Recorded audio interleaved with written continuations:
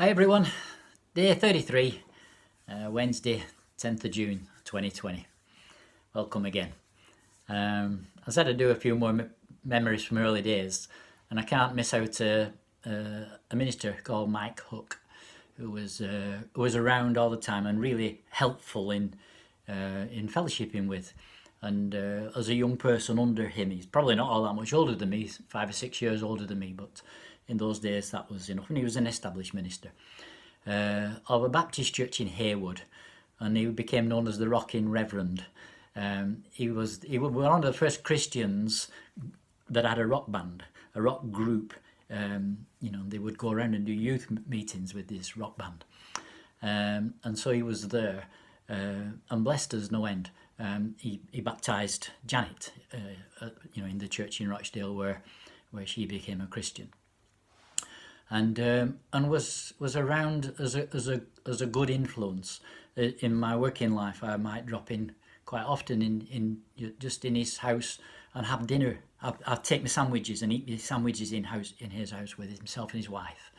And there might be 15 or 16 people in this house, which had a great big house that had lots of people sharing it. And so he was a very generous-hearted person himself. They built a new church. They knocked the old Baptist church down and rebuilt a new one in those days. And it was at the time when I was starting I was working on extensions. And every now and again I'd run out of work with the extension. I'd ring him up and say, "Is there anything you need doing on the building?" And there would always be something to be done. And I would be around there helping with that new building. So it became a real blessing, that building through the 80s. From all through the 80s, they had once a month a Friday night celebration where big speakers came from all over the country and shared. And I think that would be the first time that John Wimber came. I missed the time when John Wimber came at the beginning, but caught up with that a little bit later on, as will unfold in my story a bit later on. But he was a good friend there, and it was good to be involved with Mike. I just rung him before. I've not seen him for a while, so I rang him before I did this to make sure he was not got COVID or anything like that. So he's okay, doing well, making some soup at the moment. I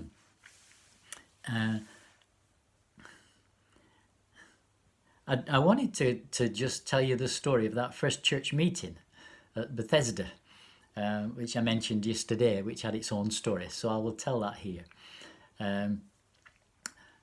Because I'm now in charge, and we're not going to have, I can do what I want, can't I? That's not how it works, is it? And so the first meeting that I had to write the agenda out, there was something that really on my heart that I wanted to do, but I realised that it had a potential to cause trouble, with one or two in the meeting. So I simply didn't put it on the agenda. I chose not to put it on the agenda, and we will not have a disturbance in the meeting.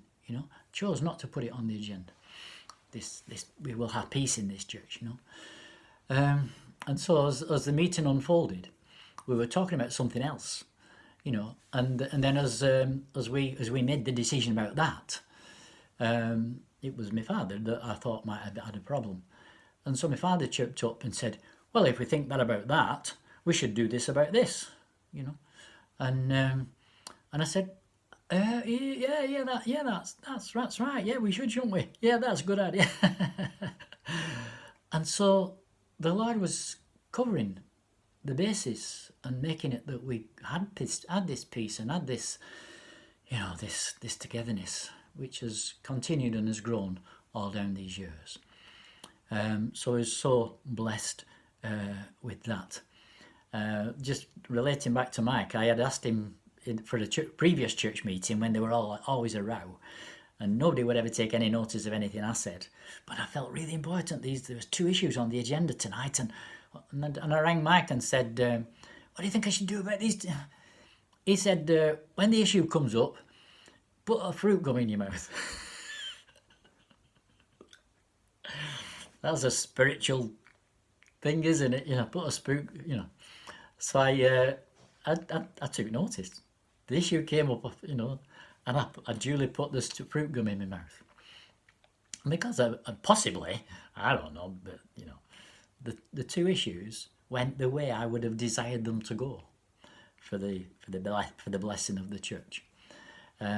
So in these strange ways, God was covering our bases. I will tell you one other little story about Mike. He went to I didn't realise, I'll tell the story the right way around. We had a really, really good Sunday evening meeting with the young people, absolutely beautiful. And then come the Monday morning, I was flat as a pancake, absolutely flat as a pancake. And he owed me some money. I'd been doing some work on his house, so he owed me some money. So I thought, well, I'll go and see if he's got any money. So I went and had a brew with him, and I just said, have you got a blessing? And now if I would talk to him, he would rarely volunteer to pray for me. But this day he said, yeah, come in the office. So he took me in the office and got his guitar out. And he said, what do you think about this? He said, fresh over from America, John Wimber, you see. I'll tell you more about John Wimber later.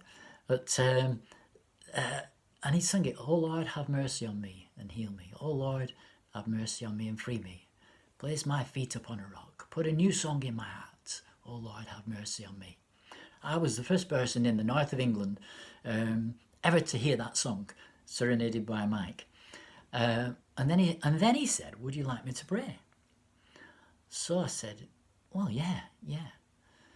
So he just put his hand on my shoulder and he said, Lord, just come and fill this lad with your spirit.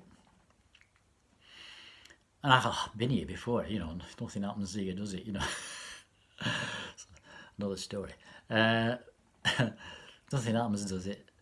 And I just began to feel like I'm going to cry. And then he prayed again. Lord, just come and fill this lad with your spirit. And I thought, I'm really going to cry. And I began to cry. And he prayed again, Lord, come and fill this lad with your spirit. I thought, I'm going to sob. I'm actually going to break out into sobbing here. And at that point, I had a choice as to whether to break out and sob or hold it all back.